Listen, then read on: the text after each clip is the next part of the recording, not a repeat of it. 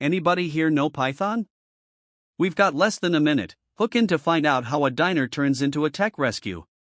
Lucas Grant, founder of Grant Tech Solutions, father and notoriously short-tempered billionaire, was unraveling in public. God damn it. Who hires this many people and no one can fix a basic stack crash? He barked into the phone, then his eyes locked onto a figure approaching from behind the counter. Maya Williams, 29, black, sharp-eyed with sleeves rolled up and dishwater still clinging to her hands, walked slowly toward him. Her apron was damp, shoes squeaked slightly as she stepped onto the linoleum. Around her, the air was heavy, like thunder before a storm. "Mind if I take a look?" she asked evenly. Lucas's face twisted. "Are you kidding me?" he snapped. "You work here?" "Yes," Maya said calmly. He scoffed, waving a hand like she was shooing away a fly. "Manager," he bellowed. "Get her out of my face." "Fired now." The room froze. Then, without warning, Lucas grabbed the untouched glass of water on the table and hurled it to the floor. It shattered, sending shards and ice skittering across the linoleum. Maya didn't flinch. The diner owner, an older man in suspenders named Joe, stepped from behind the register, his face pale. "Sir, with all due respect," Lucas jabbed a finger. "Do you know what's on this laptop? Do you have any idea what's at stake right now?" Silence. Then Maya spoke again, voice still steady. "It's a deprecated call function, isn't it? Something recursive with no return path." Lucas blinked. She gestured to the screen. "Let me guess, your system's crashing when it tries to execute a legacy object." For a long beat, the only sound was the hiss of the griddle. Lucas looked down at his laptop, then back at her. "You read that from across the room?" "I learned to read code the way chefs read recipes," she said. "Fast because we never have time." Lucas stared. He didn't speak. Then finally, reluctantly, he turned the laptop toward her. 30 seconds, he muttered. Maya pulled the laptop closer and began typing. Around them, the tension in the room held its breath. Her fingers danced across the keyboard, swift and unhesitating. The screen flickered with warnings, error codes trailing down like a waterfall. She scrolled with purpose, her eyes narrowing as if reading something only she could interpret. Lucas stood behind her now, arms crossed tightly, the remnants of his fury still clinging to his posture. Around them, the diner had returned to its regular rhythm, but with an undertone of curiosity and caution. Waitresses whispered by the coffee machine. A man in a cowboy hat took out his phone, pretending to check messages, but really recording the moment. Joe, the diner's owner, lingered by the register, unsure whether to intervene or let the scene play out. "Looks like someone hard-patched the cache function with a null object," Maya muttered. "That's why your memory stack is choking every time the program loops. It's calling a ghost." Lucas leaned over her shoulder, his voice low and controlled, and the safeguards didn't catch it because it's tagged as a fallback module. Maya nodded. "Someone slipped it in deliberately. It's not just sloppy, it's sabotage." Lucas exhaled slowly, his breath whistling through his teeth. "We pushed this code into staging last night." "You're telling me someone inside my team just planted a bomb?" She didn't answer.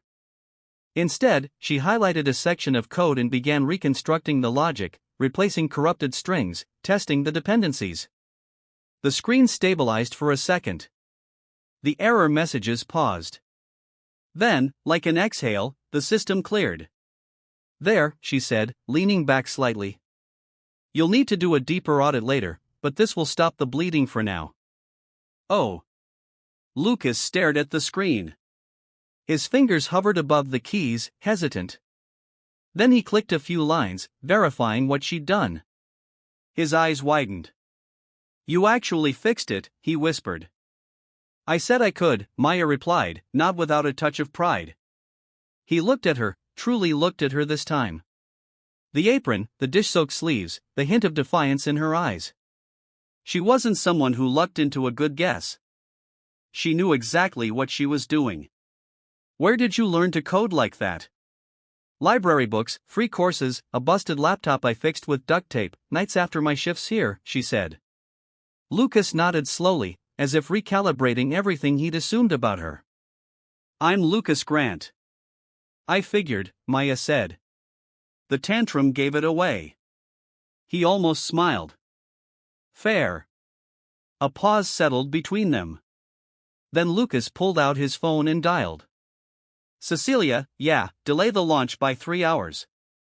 I don't care what the investors say. We've got a fix, but I want 2 engineers reviewing it side by side before we push live. He hung up, then looked back at Maya. You have a resume? She blinked. A what?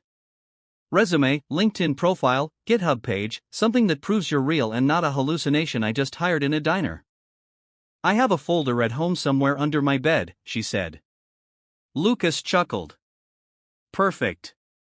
Meet me at the Grant Tech offices at 3 p.m. We'll talk.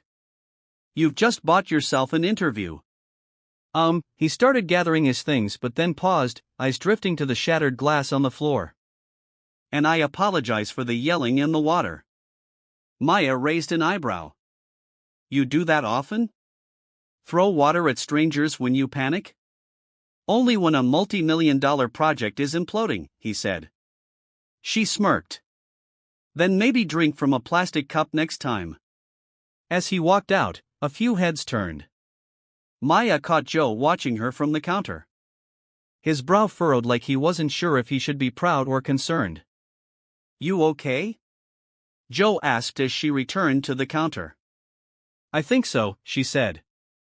Though I might be unemployed. Joe waved a hand. You're not fired. If anything, I should promote you, head of tech emergencies. I'll take a raise instead. He chuckled. Let me know if that billionaire gives you a better deal. Later that afternoon, Maya changed out of her work clothes, rinsed the coffee smell from her skin, and pulled out the old folder she hadn't opened in months. Inside were hand-scribbled notes, a printed resume with outdated formatting, and a flash drive containing every line of code she'd ever written. She stared at it for a long time, fingers tracing the scuff on the plastic.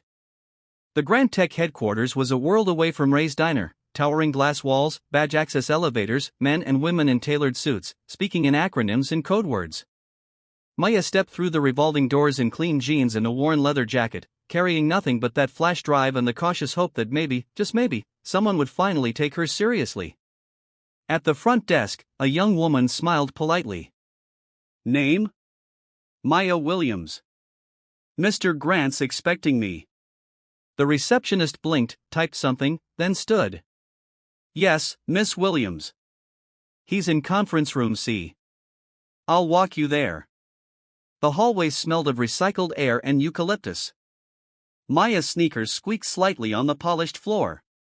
When she entered the room, Lucas was already seated at the far end of the table. 2 engineers flanked him, each with laptops open. One of them looked up as she entered and narrowed his eyes, clearly skeptical. You're the waitress? He asked. Maya smiled. Only part-time. Lucas gestured to the seat across from him. This is just a formality. I wanted the team to meet the person who saved our launch. The skeptical engineer leaned back. You think we should let her into our system just like that? I think, Lucas said firmly, we owe it to ourselves to work with people who see what others miss. He turned to Maya. Show them the fix you made. Walk them through it. She nodded, pulled the flash drive from her pocket, and plugged it in. Her hands were steady, her voice clear, and as the lines of code filled the screen, something changed in the room. Curiosity softened skepticism. Doubt shifted into surprise. By the time she finished, even the skeptical engineer sat forward in his chair. Lucas leaned back, folded his hands. So, Maya Williams, he said, smiling. How do you feel about coming on board as a contractor? Maya hesitated only a second. I feel like it's about time someone saw me, she replied. The following Monday, Maya Williams stood in front of the sliding glass doors of Grant Tech's downtown office, her breath catching in her throat.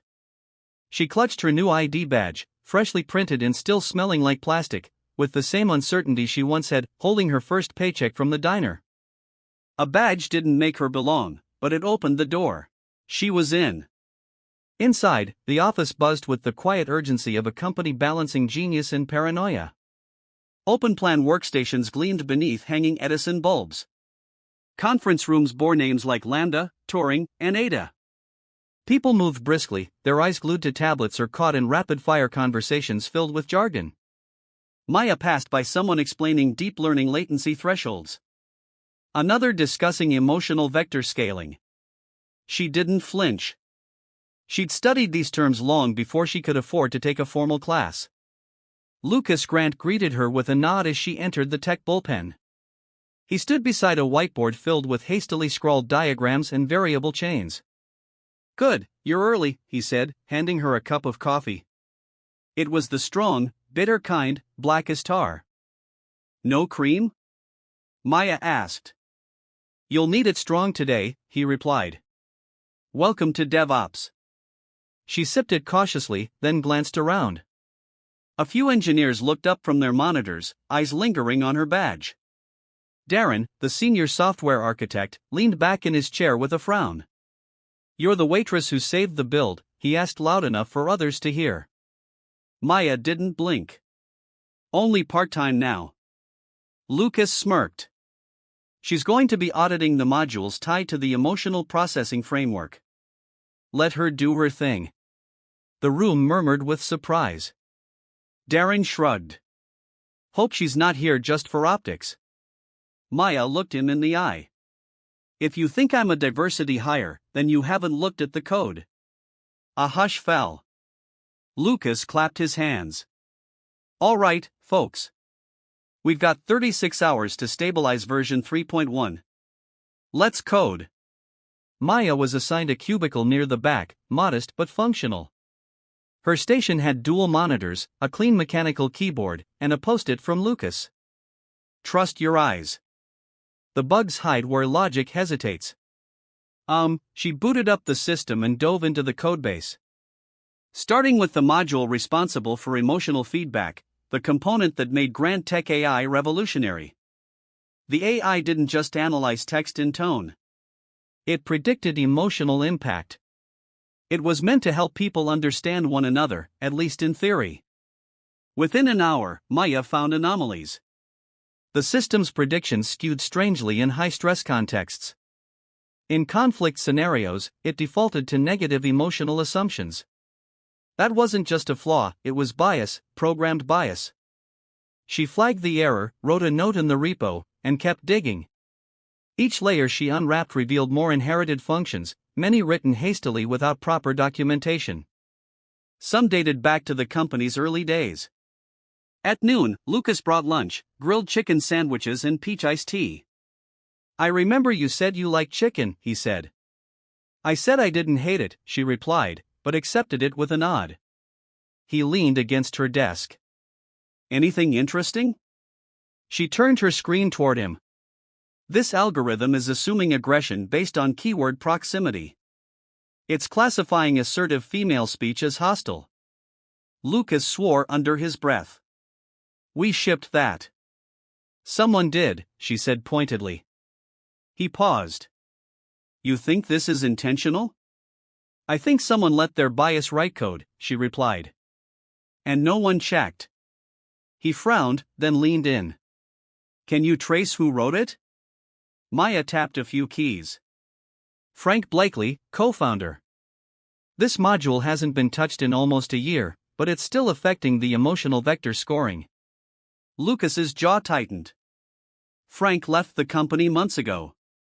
He's still on the advisory board, but he hasn't touched a line of code in half a year." "Then why are his modules still live?" she asked. Lucas didn't answer. He looked angry, not just at Frank, but at himself. "Do you want me to refactor it?" she asked. "Not yet," he said. "Copy it. Mirror it in a sandbox. Keep it quiet." Maya nodded. She understood. You didn't just accuse a former partner of sabotage without evidence. That night, she stayed late. Long after the floor had emptied, she truncated 76,986 characters to code the future, but to ensure it never forgets the voices of the past.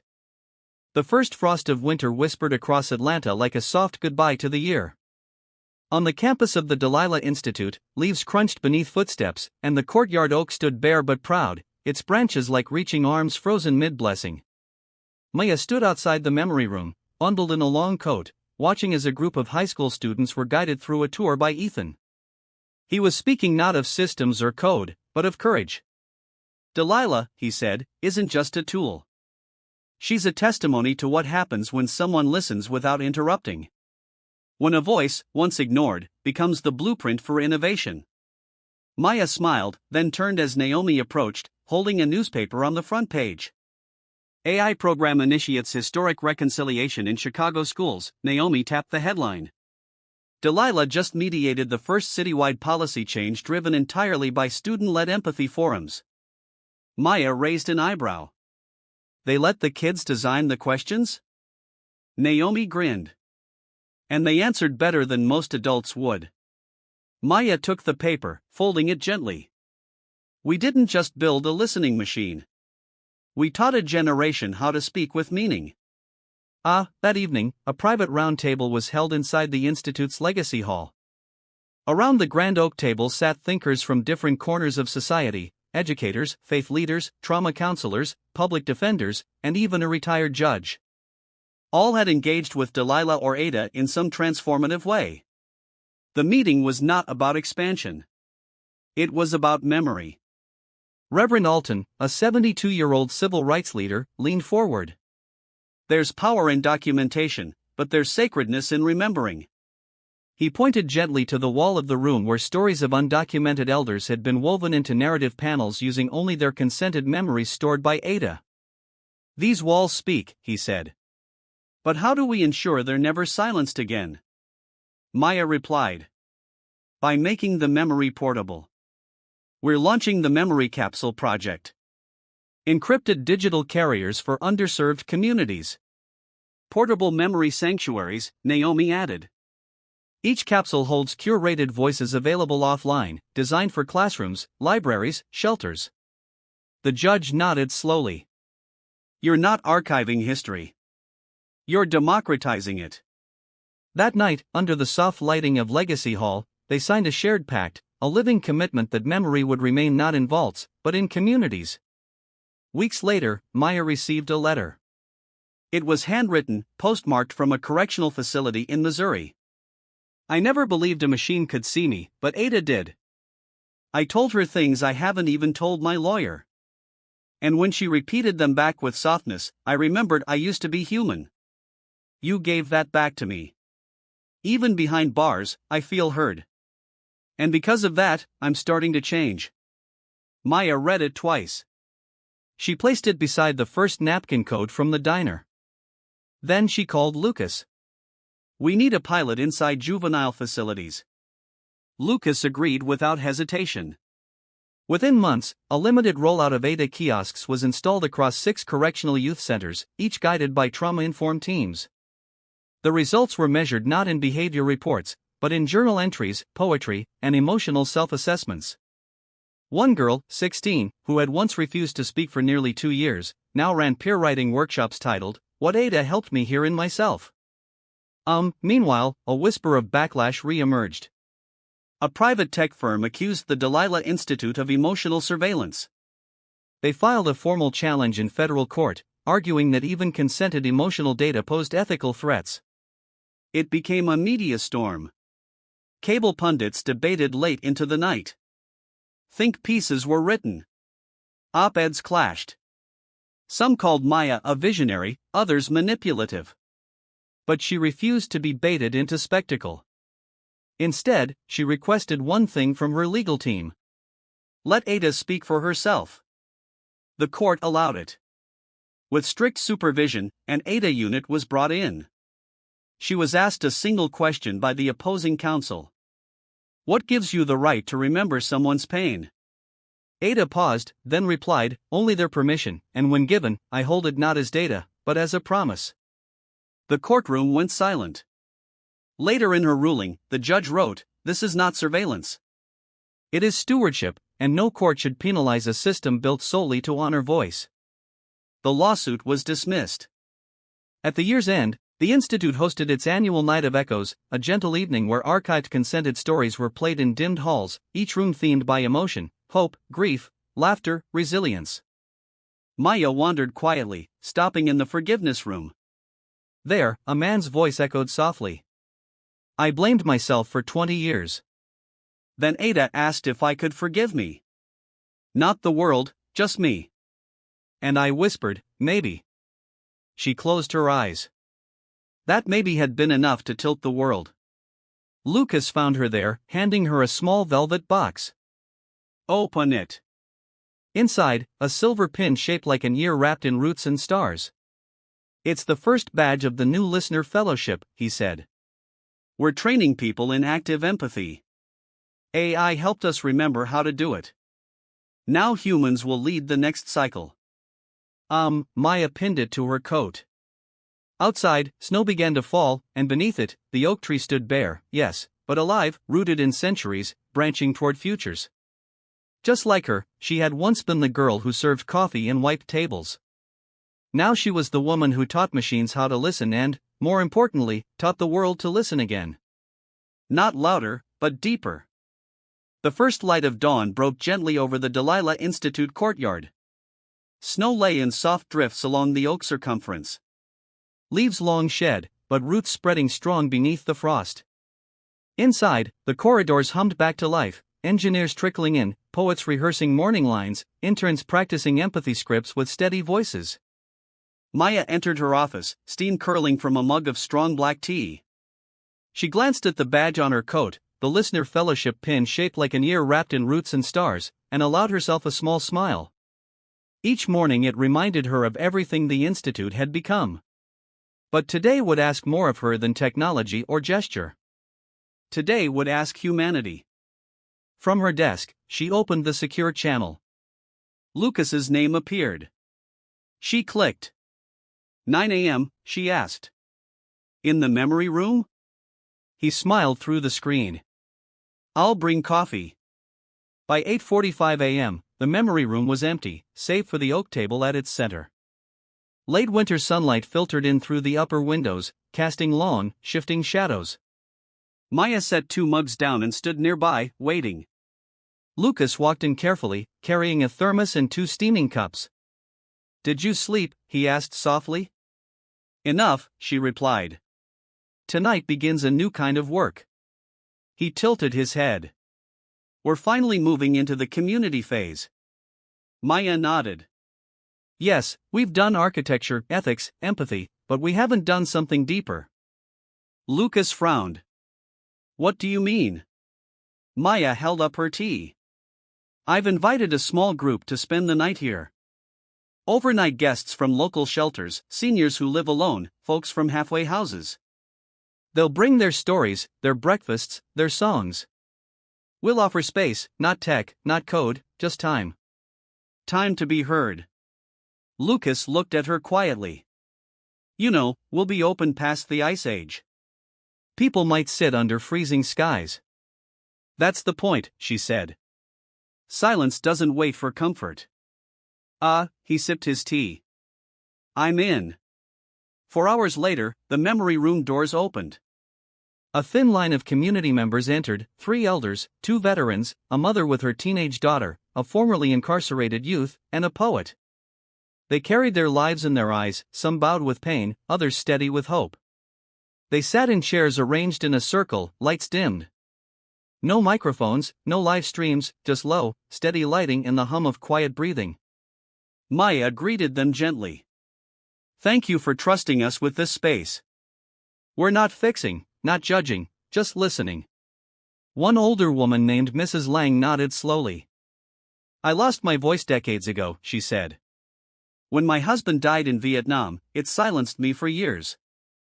I'd like to try again." A veteran followed. He spoke of late-night tremors, guilt he couldn't name. A mother told of her teen daughter being silenced in school because of an accent. The formerly incarcerated youth spoke last, his voice low but certain, telling of shame, mistakes, survival. And the moment he walked into Delilah for the first time and felt seen. Maya sat quietly, welcoming each. When silence settled again, she began. We're going to use Ada tonight, but not so she records. We'll use her as presence, not archive. She'll sit in the corner. She won't prompt. She'll wait like silence, waiting for someone brave enough to speak. Ada's module activated, a soft glow in an alcove like a candle brought to witness but not interfere.